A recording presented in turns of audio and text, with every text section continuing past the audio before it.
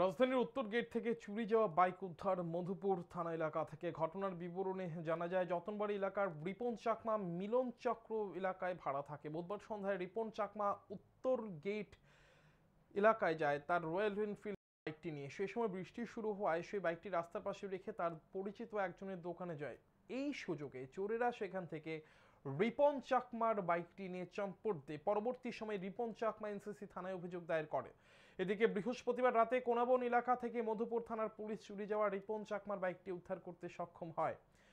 চোরের দল বাইকটি বাংলাদেশে পাচার করার চেষ্টা করেছিল। পুলিশ ঘটনার খবর পেয়ে ছুটে যায় কোনাবন এলাকায়। পুলিশ ঘটনাস্থলে যাওয়ার পর চোরের দল বাইকটি ফেলে রেখে পালিয়ে যায়।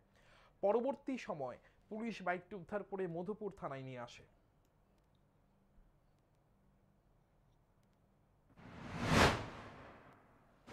গোপন সংবাদের ভিত্তিতে মধুপুর থানার অফিসার পুলিশরা একটি জায়গা থেকে বসে এবং সেখানে থেকে একটি বাইক উদ্ধার করতে পারে, রয়্যাল এনফিল্ড বাইক, যার নাম্বার হচ্ছে TR01A16004।